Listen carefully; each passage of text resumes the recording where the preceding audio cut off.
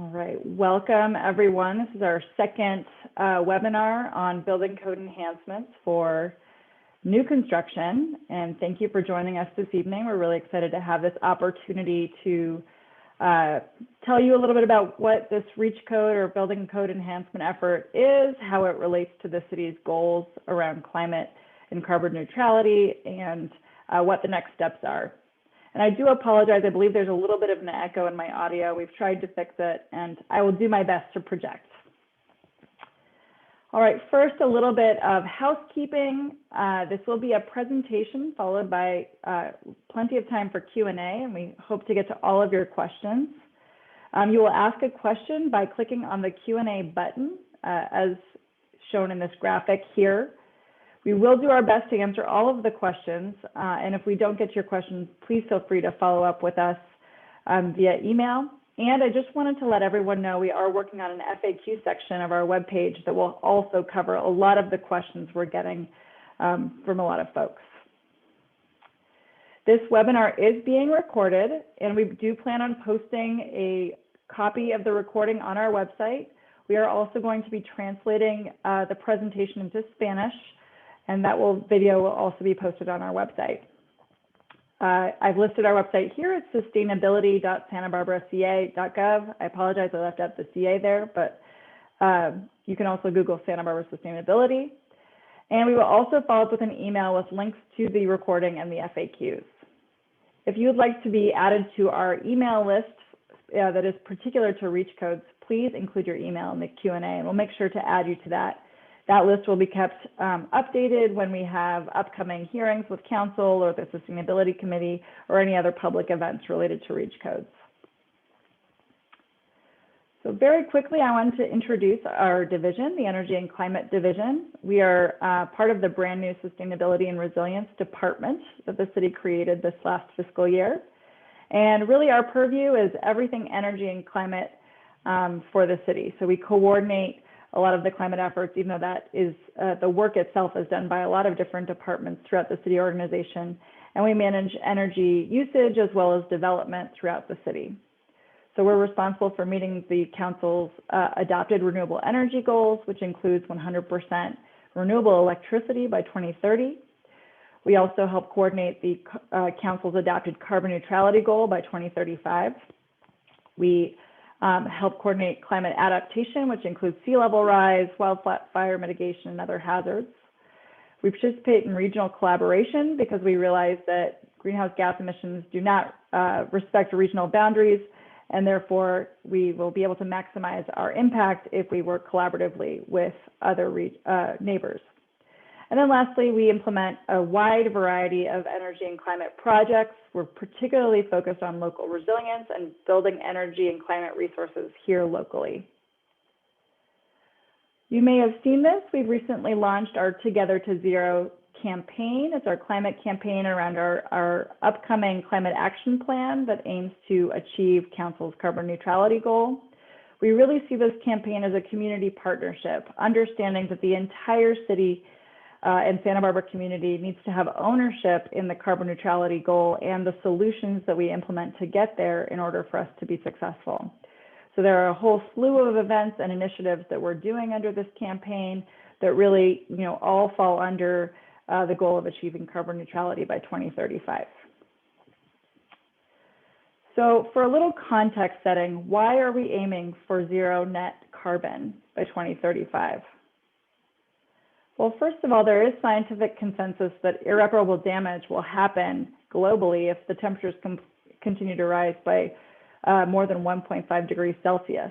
And this graph on the right here shows you how over the last 150 years or so, temperatures have consistently risen, and exponentially more so in the last few decades.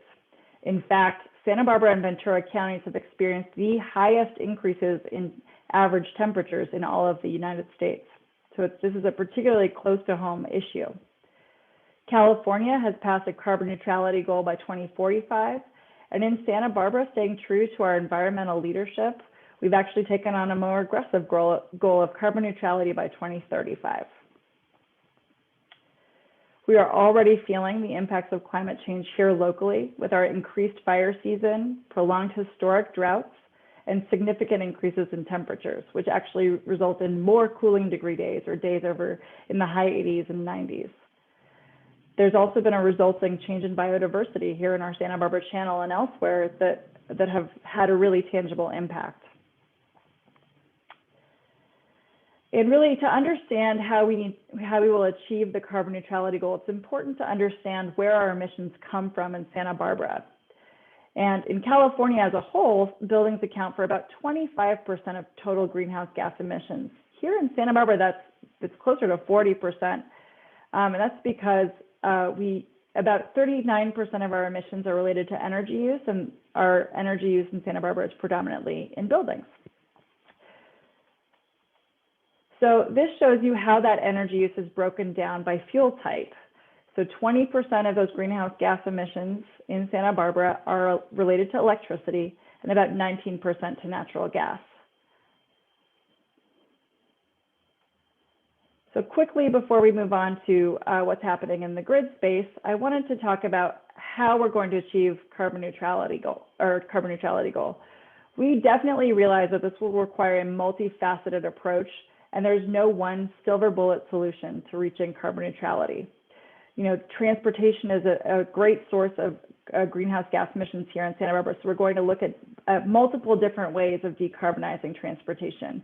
We will look at improved infrastructure and local energy supply. We will look at building decarbonization, which is what we're talking about today. So I wanted to touch upon the role of buildings. So the buildings, as we've already established, are a significant source of greenhouse gas emissions. And as long-term assets that are in place for many decades, they lock in not only the infrastructure, but also the associated emissions with those buildings into their future. So in aggregate, these emissions actually become quite significant over time. We can actually have this conversation today because significant advances in building system technologies have actually made this transition not only possible, but attractive. And we'll go over that in a little bit. Now, going back to that pie chart that I originally showed you, where 20% of the building-related emissions are electricity and 19% are natural gas, leads me to this slide. So though natural gas currently makes up a large portion of our electricity production, resulting in part in that 20% greenhouse gas emissions related to electricity, that is quickly changing. The state has mandated that the electric grid become cleaner and has set benchmarks over the next few decades to get to 100% carbon-free electricity by 2045. Again, in Santa Barbara, we've accelerated that timeline by launching our Santa Barbara Clean Energy Group, which is a community choice energy program that will procure on behalf of all of Santa Barbara 100% carbon-free power starting in October of 2022. And what I mean by 100% carbon-free power means that we will buy renewable resources during the day and contract for energy storage during the evening hours when the sun is not shining. So this table on the right shows the impact in 2020 of transitioning a mixed fuel building to all electric.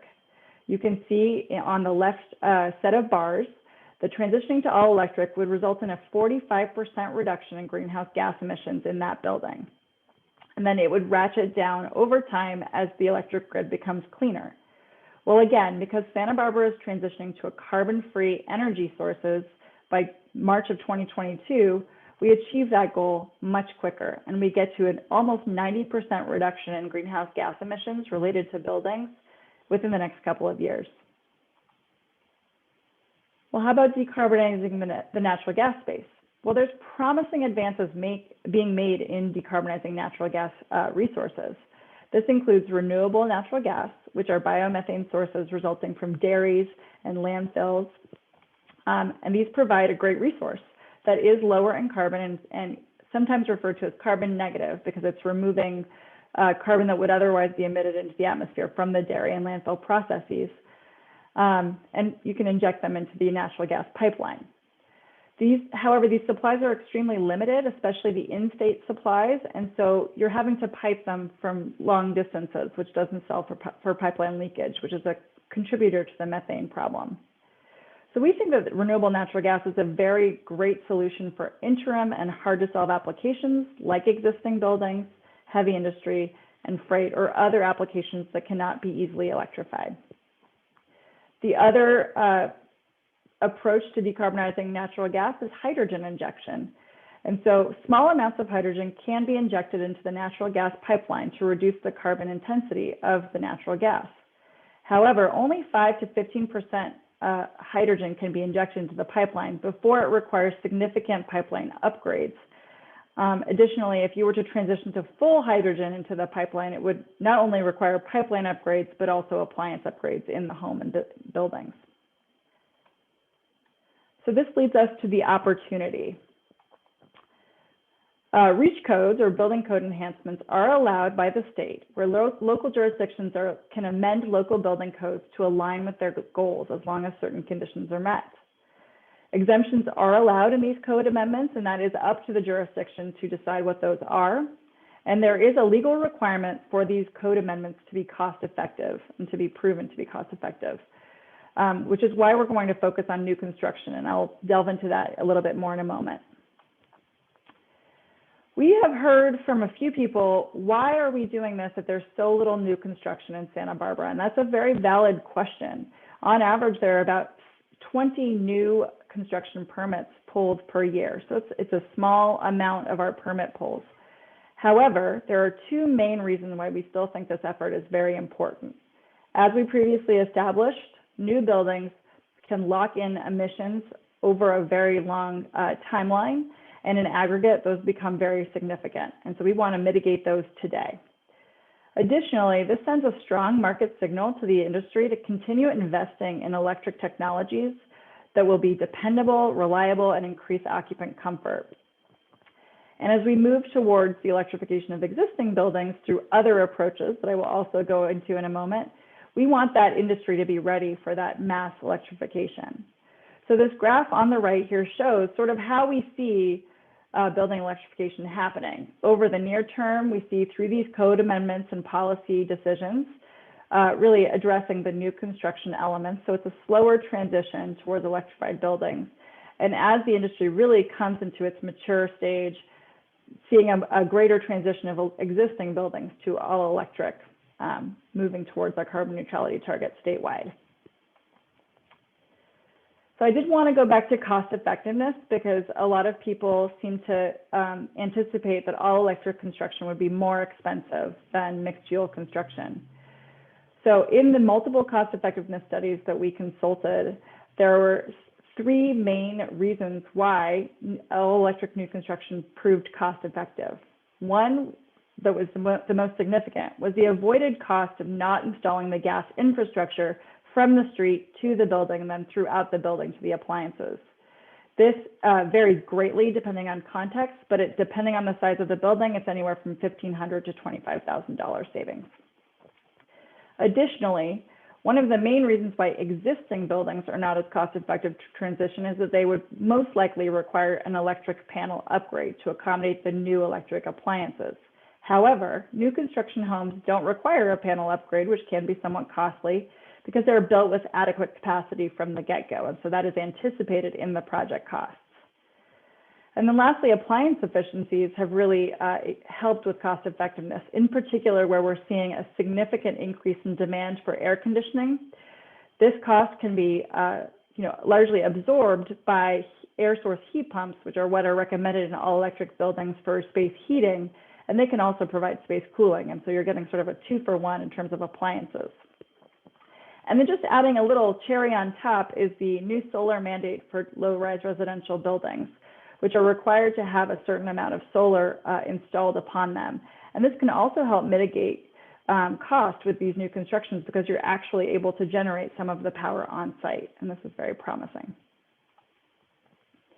I wanted to pause for a moment to reiterate this is for new construction only. The proposed ordinance will not affect existing buildings, which includes additions, alterations, remodels, and even changes of use. So these would not be subject to the proposed code amendments. And then many people ask us why we're not focusing on existing buildings since they're our largest opportunity. And I want to assure you that we are looking at existing buildings, but we see the approach being very different for existing buildings. where we want to focus on developing incentives and educational programs that encourage an all-electric transition as people are able to undertake that. We would also like to couple that with incentives and resources to install solar and battery storage systems to really give people the complete local energy package. And we want to provide education and testing opportunities so people can actually get their hands on some of these new technologies and get comfortable with how much they've advanced over time. So all electric construction is very different today than what people think about when they think about it even just 10 or more years ago. Many people have mentioned to us that the gold medallion homes of the 80s and 90s were a quote unquote disaster. These were all electric homes that really sacrificed occupant comfort for just for being all electric. And that is not what we're referring to today. Appliances have come a very long way and have really adapted to accelerating that occupant comfort. So when we think about electric cooking of the past, we think about these nightmarish coils that are very inconsistent and hard to cook on. And that is not what we're talking about today. Today, we're talking about induction, high efficiency cooktops, which all the range makers are making, including high-end range makers such as Wolf and Viking. The benefits of induction cooktops are that they have incredibly consistent and controllable heat, and they're immediate heat sources. There's a dramatic improvement in air quality indoors because there's no burning of fossil fuel at the cooking element. There's no burn danger. The induction cooktop surfaces do not get hot, and so you will not risk getting burnt as you're cooking. And they are swiftly becoming a chef preference for all of these reasons. And when we think of space heating, especially in California, we think of these dreaded wall units that apply electric resistance heating, or maybe you're familiar with the electric resistance baseboard heaters. And this is not what we're talking about today. These are high cost to operate because electric resistance was not as efficient as natural gas appliances, but again, not what we're talking about today. Today, we're talking about air source heat pumps, which, as I mentioned before, can provide both heating and cooling and are up to 400 times more efficient than their natural gas counterparts. There is no electric resistance applied to these, and they are proven to actually use substantially less energy overall. In terms of electric water heating, when we think of the water heaters of the past that used electricity, we thought of all electric resistance again.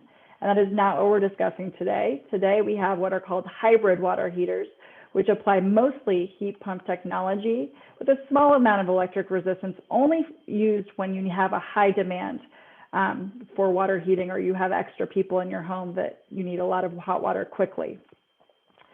The cool thing about these water heaters is they can actually act as energy storage as well, deploying heating the water in times when energy is cheap and not heating it when it's expensive. And so that's an example of a flexible energy use. And then this one is, still emergent, but definitely getting better. When we think of electric fireplaces, we think of these cheesy, very unrealistic fireplaces that you see here. And these are getting significantly better. Electric fireplaces of today are using technologies such as holograms, footage of real flames, and authentic fire sounds to really replicate a real fire experience. So again, modern electric appliances are significantly higher in efficiency and can use up to 4 times less energy than their natural gas counterparts. This has been proven to keep utility bills roughly the same, despite the great difference in electric and natural gas rates. So for an example, here to the right, you see the 2 most common types of space heating, one for electric buildings, which is air source heat pumps, and one for natural gas, which is standard efficiency natural gas furnaces. And you can see that for the same amount of heating capacity, they cost about the same. Some folks have mentioned or have asked us, is this too soon? Is the electrification industry ready for this? Is the grid ready for this? And in terms of the building sector, my response would be that 25% of all US homes are already all electric, and this number is actually greatly increasing throughout the nation. Additionally, something that I find very poignant is that affordable housing projects are successfully being built all electric. In fact, two of the state's largest affordable housing developers, National Core and City Ventures, built more than 2/3 of their new construction developments in the last few years all electric and are increasingly transitioning to those technologies. And so I think that really says a lot for how possible it is to build these affordably. But what about the grid? We get a lot of questions around this. Can the electric grid handle it? Well, in terms of nuts and bolts of the electric grid, the local electric grid is a summer peaking system, meaning the capacity built statewide is to accommodate our highest demand in the summertime when we have a lot of air conditioning load. And the load that we're proposing to increase with electrification is really predominantly in the winter for space heating. And so it really actually flattens the curve. There's a lot of capacity throughout the state to absorb that increased demand in the winter. Additionally, community choice aggregators such as Santa Barbara Clean Energy are building substantial amounts of energy supply and energy storage infrastructure throughout the state at an exponential rate than we've seen before. And so really deploying grid hardening and resources. And then additionally, the way we're approaching it here in Santa Barbara is really building energy assurance or reliability here by building local energy supply and backing up critical facilities and hopefully eventually more facilities throughout our community so that we are resilient in all electrical situations. Another benefit of transitioning to all electric buildings is that the grid of tomorrow is smart. There's a lot of flexibility provided by the new electric grid and all electric buildings, where buildings can really act as mini power plants, storing energy through water heaters, as I mentioned, battery storage, even electric vehicles when energy is cheap and abundant, and then deploying it either to use in your home or back to the grid if you'd like to make some money, depending on the need of the grid or your own need at your home. And so this is very grid adaptive, and it allows for a high flexibility of both our buildings and our electrical supply. And then it is also important to note that when the power goes out, most modern gas appliances don't work without electricity. They require electricity both to ignite and to ventilate. And so the one main exception is the gas stove. And so in theory, you would be able to continue cooking with your gas stove if you manually lit it. But this would have potentially dangerous implications to your indoor air quality, as your indoor hood fan would not be working. Electric supply is easier and faster to reinstate in an outage over gas supply. In fact, pipeline and outages and restrictions can take months or sometimes even years to repair and reinstate. And then again, just reiterating our local approach to grid resiliency is building local energy resources here and making our grid hyper-local and resilient.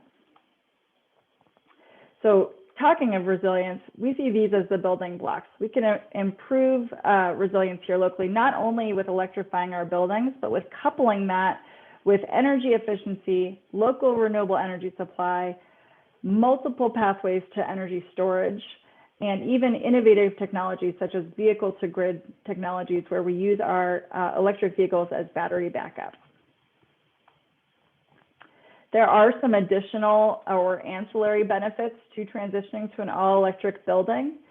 One is we avoid investments into a carbon-intensive system. There is no way to 100% decarbonize the natural gas distribution system, and so that is of concern as we're transitioning away from carbon emissions and towards carbon neutrality. There are some costs and benefits in terms of greenhouse gas reductions, certainly in improved public health. In fact, multiple studies have shown a significant increase, up to 42% increase in incidences of childhood asthma in homes where natural gas is used. There are also the reduced impacts and future costs of climate change. For those of you who have been following the sea level rise adaptation plan the city recently put together, there are significant costs attached to adapting to climate change. And so nipping those emissions in the bud today helps mitigate those future costs. Additionally, we see a significant opportunity for green jobs and would like to work locally on a just transition plan to transition any sectors of the industry that are affected by these proposed electrification changes into new and growing industries such as solar energy and others. So a few closing thoughts before I open it up to questions. The first is that there is significant statewide support for all electric reach codes. In fact, in dual fuel territories, where the utility provides both electricity and natural gas, we're seeing significant support and a definite decline in opposition in those areas. For example, PG&E to the north has sent letters of support to many city councils who are considering all electric reach codes. And they state in their letter, we welcome the opportunity to avoid further investment into a diminishing system. And we think that this is important because it can help show some of the reasons why we're seeing so much opposition here. Additionally, there are two state commissioned and industry accepted reports that came out that stated that zero carbon buildings are a necessary component of reaching the state's greenhouse gas reduction initiatives, and that coupled with energy efficiency, building electrification presents the most cost-effective pathway to decarbonization. And so many people have reached out and asked us why they're receiving texts about what we're doing with natural gas. And so just providing a little bit of context, they were sent from an organization called Californians for Balanced Energy Solutions, which largely represents fossil fuel industry interests. And they texted Santa Barbara residents with what we think is a misleading campaign. They certainly conflate the issue of new construction and existing buildings, making it sound as though we were going to come out and limit your use of natural gas in your existing building or rip out your natural gas pipeline, which is certainly not what we're planning to do. And also stated that utility costs would increase dramatically, when, as I've shown throughout this presentation, that has not been seen to be the case in anywhere that's implemented this. And lastly, the city is really leading by example. We take these policy decisions very seriously, and we implemented in 2020 a new municipal green building policy that required all new city buildings to be zero net carbon and all electric moving forward.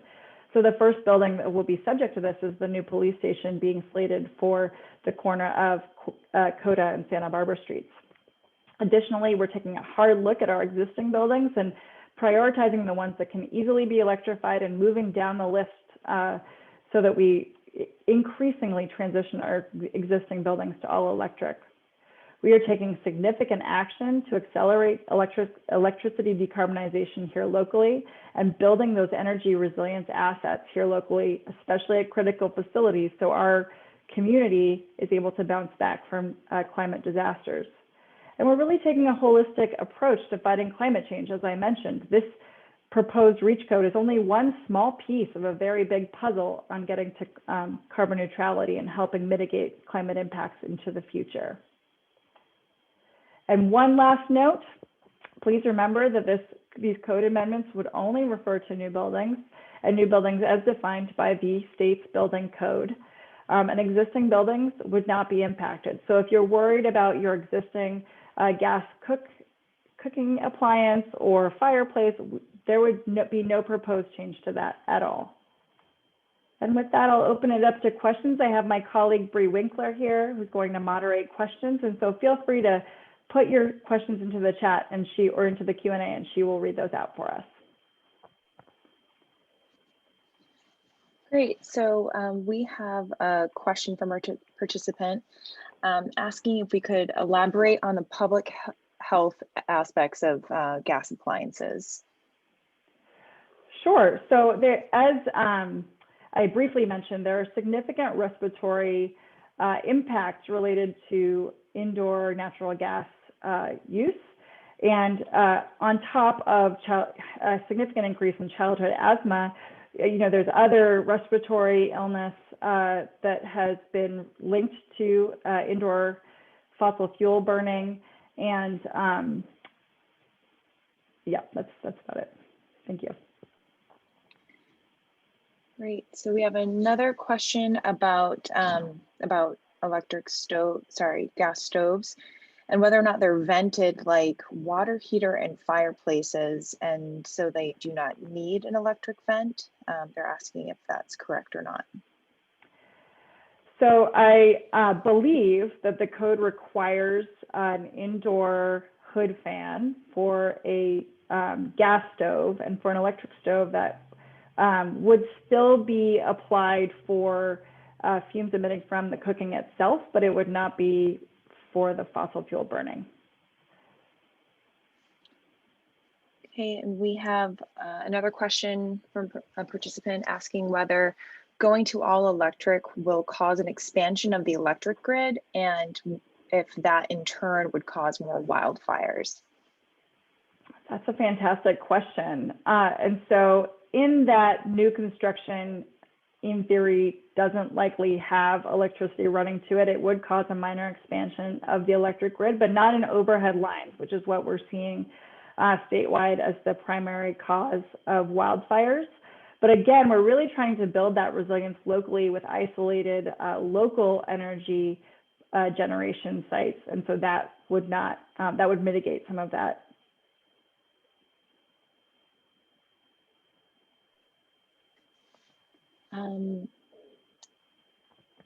So we had someone ask about the potential rise in energy costs by switching to all electric, because gas is cheaper on a rate by rate basis. So you could speak to that. Sure.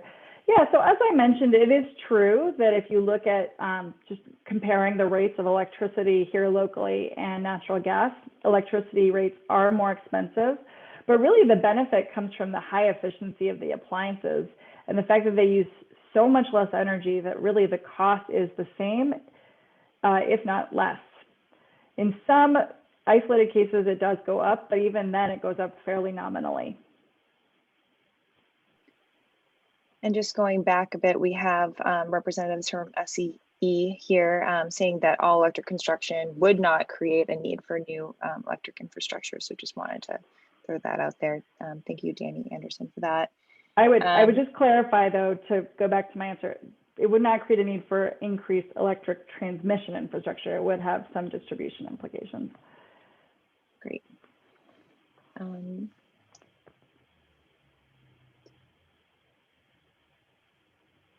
Okay. We have a participant asking if the Historic Landmarks Commission would object to solar panels located on roof near potentially significant historic residences. Yeah, if that's a consideration. Thank you. So in the El Pueblo Viejo, which is a historic district in Santa Barbara, which covers the downtown core of State Street and Santa Barbara and Chapala Streets, we are currently working with the Historic Landmarks Commission to work on some amenable aesthetic guidelines that they could feel comfortable with. However, it's important to share that the California Solar Rights Act doesn't give any discretionary purview over any solar array that is not mounted on a superstructure. So if it's roof mounted or ground mounted, it does not go through discretionary review such as HLC. It's only if it were a carport, for example, that then they would have purview over the carport itself. But as I mentioned, we're working on ways to balance their mission of keeping the historic district intact while also accommodating council's renewable energy and carbon neutrality goals. Great. We have a question about exemptions. Specifically, one of the participants is asking about the city of Ojai and their exemptions for outdoor cooking appliances, as well as gas pool and spa, and whether or not this is something that we are considering. So we are currently working on draft language to propose to council, which is weighing some exemption options to present to them. And that is one that we've heard about is pools and outdoor cooking. And so those are on the table. We are also looking at restaurants, at least in the interim, to see if we should provide an exemption for them, and then a few other options that council will really ultimately be able to decide. Okay. Will ADUs be affected? So again, this is part of what we're exploring through the draft language. In most of what I've seen for other jurisdictions, attached ADUs are not subject to the code amendments, and so we are planning on including that. And then we're still looking at detached ADUs, which some have exempted and some have not. However, I think it's important to add that a lot of ADUs are being built without the gas infrastructure simply because of the savings related to extending the natural gas line. Great. We have another participant asking about Santa Barbara's commitment to carbon neutrality and whether or not that's going to negatively affect our local jobs. We certainly hope not. We're committed in Santa Barbara to providing that just transition wherever possible, and we're looking at different pathways to do that. For example, in San Francisco, their all-electric REACH code included looking at options for gray water piping that would help expand the potential workload for the pipe fitters locally, and we would love to explore something like that. We're also exploring multiple pathways to green jobs and workforce development within Santa Barbara, and we would love to work with the local unions and other trade organizations to facilitate that in any way we can. Great. We also have a question about pairing all electric buildings with solar panels and what that would do to your energy costs and if you could actually even get money back. So that's a great question. And of course, the amount of solar you're able to build is dependent on your available space. And also with the new time of use rules, whether you're installing battery storage or not can really help the value proposition there. But certainly with the net metering tariffs, you are paid for any excess generation that you put on the grid. And it is at a market value, so it sort of depends when you're putting it on the grid. You get paid less for solar that's in the middle of the day. However, if you're, again, the big benefit of these all-electric buildings is you can really program when your big energy systems are using energy throughout the day. And so you can align that with when your energy is being produced by your solar panels. And that can have a tremendous impact on your utility bills, absolutely. Great. We also have a question about potential modifications for down the road with new building code cycles and what that might be. Are we considering that in the consideration of the REACH codes? So the approach that we are most likely going to recommend to council is through a prohibition on new gas infrastructure, which would not be aligned with the code cycle. It would sort of stay in place until we changed it. It would, we're recommending an annual review of the process, but so it would sort of stay in place. Now, if the question is how we would address existing buildings and if in the future we would modify the code to include existing buildings, that is not in our plans at all. We don't plan on making policy requirements around electric transition of existing buildings. As I mentioned before, we really plan on focusing on encouraging the transition through market mechanisms such as funding, incentives, and education. Great. We also have a question about chefs in support of the new electric stoves. Could you speak more to that?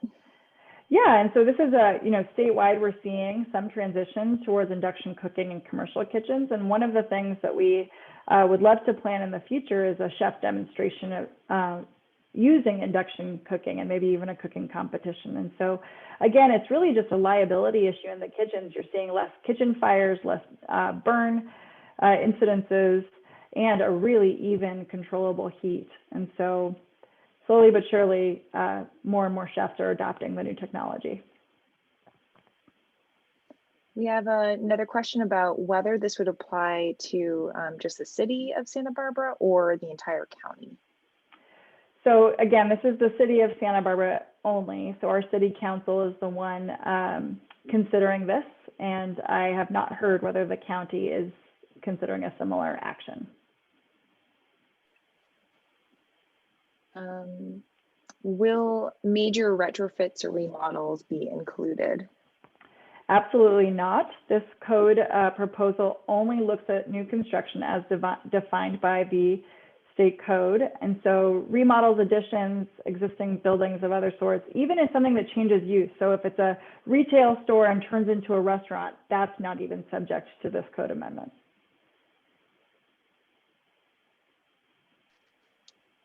Would this make it challenging for businesses that have been impacted, by COVID and the shutdowns and everything? Will this make it harder for businesses to recover? Because this does not impact existing buildings, there would be no change to a business that's already in place or in an existing building, or even a new business that moved into an existing building. They would still have access to the natural gas infrastructure and use. This would only be for somewhere that was building a brand new building, and then it would impact whether natural gas wouldn't be installed there, but they would know that going in, and so it would not have an after the fact impact on them. We have a question asking if there's an example of a model of a sustainable home plans that people could look at that would include the features and appliances that you discussed through this presentation, like the air source heat pumps. There surely is, and that is something that we can try and include on our website that discusses the REACH code and share with attendees. We have a participant that's asking whether or not staff will make it explicit in writing that this will not affect existing housing. Well, we're certainly going on record saying that over and over again, not only at council meetings, this webinar, which will be recorded and posted on our website, and in the code language itself, it's very explicit that this does not apply to existing buildings. There's a question about how this will impact housing costs and students. So I think it's actually two questions there, housing costs and students. We don't anticipate any impact on housing costs, given, again, the cost effectiveness being seen not only through the studies and models, but also in practice. And I think that, for students, I don't know how many of them are moving into brand new construction, but again, we're not seeing a tremendous impact on housing costs. We have also a question whether the city supports offshore wind energy. And they say that in order for us to reach our clean energy goals, then offshore wind energy must make up 30% of California energy. So where does the city stand on that? So we're certainly open to offshore wind energy when the technology is proven. And I think that's, the work is being done currently. There are some promising installations happening around the state that will really, provide proof of concept. Currently, our quickest and most affordable opportunity is certainly solar and battery storage. So that's where we're focusing until the value proposition or the need is so great that we can invest in offshore wind. We have a question, another question about exemptions. What are some of the exemptions that other cities have included in their REACH codes? So the vast majority that I've seen have been restaurants and laboratories that use propane and other fossil fuels for Bunsen burners, et cetera. There have been a few that have done, and almost all have exempted attached ADUs. There have been a few that have exempted detached ADUs, outdoor cooking, pool and spa, heating, I believe even some indoor fireplaces, but those are the majority of them. Great. And another question about resiliency and whether it really makes sense to kind of put all of our eggs in one basket with the electricity grid. Yeah, no, I think that's a really valid question. And the way we're seeing it is we're not putting all of our eggs in one basket. So first and foremost, we're only talking about new construction, and that's about 20 buildings per year, which leaves a very large amount of building stock that's still mixed fuel. Additionally, as I mentioned a few times, we're really looking at building additional resources here locally that is separate from the electric grid. And so we see it as a promising transition towards a more locally resilient grid. We also have a question about the severity of the impacts of climate change here in Santa Barbara County. They ask if we know why Santa Barbara County has been particularly impacted more than elsewhere.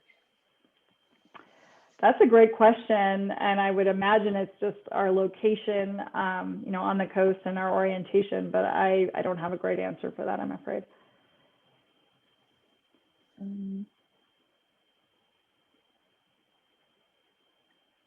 We also have a question whether or not the city would be in support of a nuclear plant. So the state of California is actually not allowing the commissioning of any additional nuclear plants, and they are not considered renewable under the state renewable energy definitions. So no, that is not something we're considering today. There's a question about whether or not these new codes will raise the prices, which in turn would push out kind of the lower and middle class people out of Santa Barbara, which is, problematic. So yeah, just if you could speak to that. So I think I've addressed this already, but again, we're proving that the new buildings are cost effective and don't dramatically increase utility bills.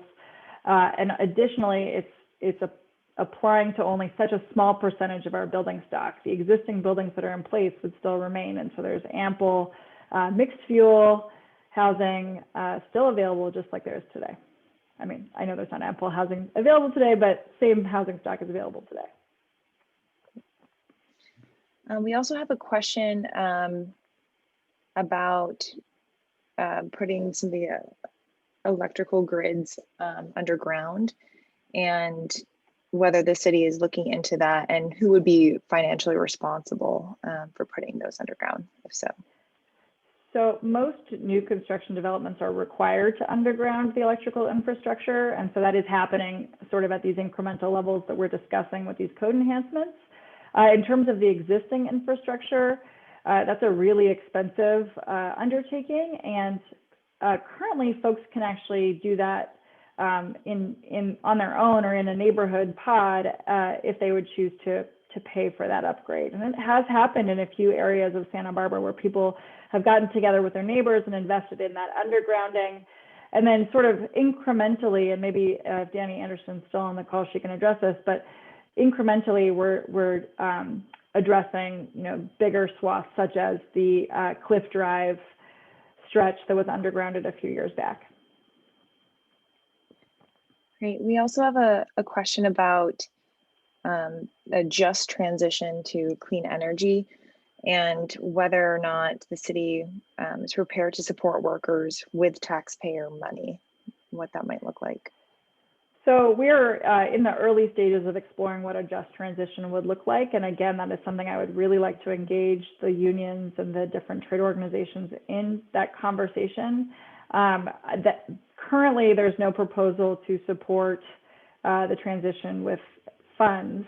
But again, we haven't really played out what that would look like yet. There's another question about whether or not the ordinance would address barbecues in Santa Barbara, and specifically ones in city parks. So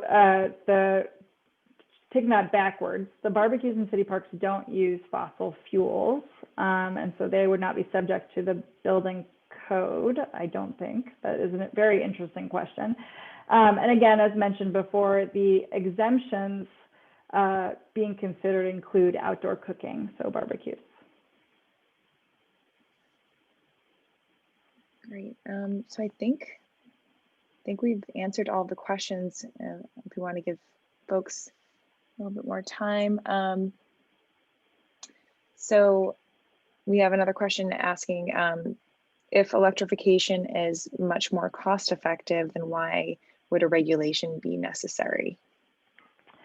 That's a really good question, and I'm glad you asked it. And what we're finding through this process and through many conversations with other jurisdictions, it's really, there's two things. There's an emotional connection to natural gas appliances, and there's a trauma, for a lack of a better word, of that old, outdated electrical construction, where a lot of people associate. In fact, I can't tell you how many questions and statements we get around people who grew up in resistance heating houses and say, well, this is so much more expensive. How can you make me do this? And aren't aware of the new advances in technologies that really make this more affordable and possible. And again, as I mentioned before, this is a fairly recent update to the technological, availability of these appliances. And so a lot of it is just education, to be very honest. There's so much room to educate and to give people the experience of trying out these appliances.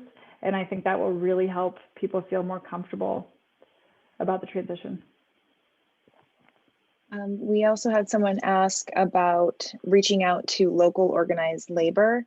They asked why we haven't done so yet. And that's a really great question. And I assume that's coming from the pipe fitters, because we actually have talked at length with the electrical union on this and a number of other issues. But it's really a workload issue. And I cannot wait to talk to the local utility workers and pipe fitters unions, because I think together we can really get some practical and pragmatic solutions on the table for that just transition. And so that is certainly a next step. Thank you for asking. And someone is also asking, if you were to rebuild your house, let's say you lose your home in a wildfire, would you need to rebuild all electric? No, so that's a great question. So similar to the existing guidelines or protocols for natural, buildings impacted by natural disasters, you would be grandfathered into the building before it was destroyed. And so this would be the same case here, where you would be allowed to rebuild with mixed fuel appliances. We have a question about asking if the codes for new buildings will require only sustainable energy. If that's the case, how can you assure that prices will not be raised gradually? So that's a great question. And the building code doesn't require, other than the solar requirement on low-rise residential, it does not require you to procure or purchase renewable energy. However, going back to my original slide about Santa Barbara Clean Energy, starting in October of 2022, Santa Barbara Clean Energy will procure on behalf of the entire Santa Barbara residential community 100% carbon-free electricity. And so by default, you will actually have cleaner energy to fuel your homes with. Great. We also have a question about the projected cost to the community of not weaning ourselves off of fossil fuels and going all electric, and just continuing to use them since they are slightly cheaper to purchase currently. Yeah, and I think that raises a really good point. I don't have calculations about the specific anticipated costs over time that would incur, but if you do look at the climate adaptation efforts that we're already planning for, such as sea level rise, wildfire adaptation, significant heat issues, and building local resiliency and keeping our population safe, these come with a significant cost. And these have been directly related to or attributed to climate change impacts. And so if you continue to not mitigate carbon emissions, these will only be exacerbated. And so I think there is a significant argument for really reducing carbon emissions as much as possible, as soon as possible, and then dealing with the resulting impacts of the emissions we can't reduce, but hopefully mitigating some of those significant investments. We have another question asking if this proposal is premature, since the California Energy Commission indicated that they're not recommending all electric homes until 2026.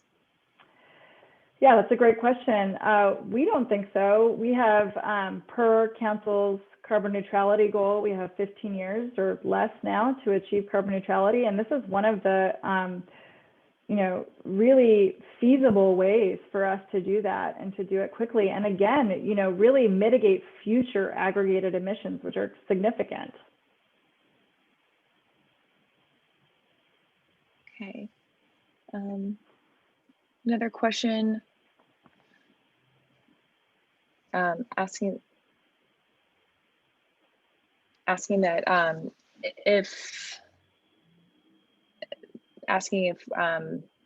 adaptation to climate change is actually cheaper than changing to our electric or some of these other initiatives, and why not to wait until the technology is better? Good question. I think that is unlikely that adaptation is cheaper than taking some proactive steps, especially because it compounds with the more impacts that you see in terms of climate change. And I think that, these are some fairly simple and straightforward steps. Again, we're talking about 20 buildings a year, and we're talking about a cost-effective, transition to all electric. I definitely don't see that being more expensive than, building a seawall or significantly changing our coastline. And we also have a question about outdoor cooking again. I'm asking whether or not we think that future restrictions will be greater on activities like outdoor cooking because of these new regulations. I don't think I can really answer that because we're really only looking at this existing code cycle, and we're still, weighing the option to exempt outdoor cooking. And so it's hard for me to speak to the future if we haven't even decided the present. Okay, so we have answered all of the questions in the chat. Oh, okay, so we have another question. Will there be an ability to appeal for use of gas for cooking specifically? Oh, that's a great question. Yes, the current draft we're working on does allow for an appeal to the community development director or the council if you have you can show a need for, or you feel you can show a need for needing to build mixed fuel. So if council adopts that language, then yes, there will be an appeal process. Great. So we have, oh, got one more, sorry. Perfect.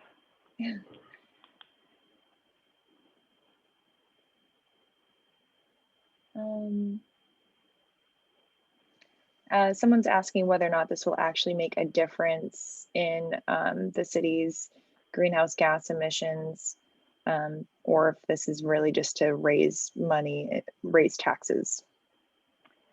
Well, it has zero impact on our taxes. Because in theory, I don't really see this increasing property values or decreasing them. So I don't think it will have any impact on our taxes. And we do see this as an incremental piece and a pretty significant piece of our, of that puzzle that I've talked about with carbon neutrality.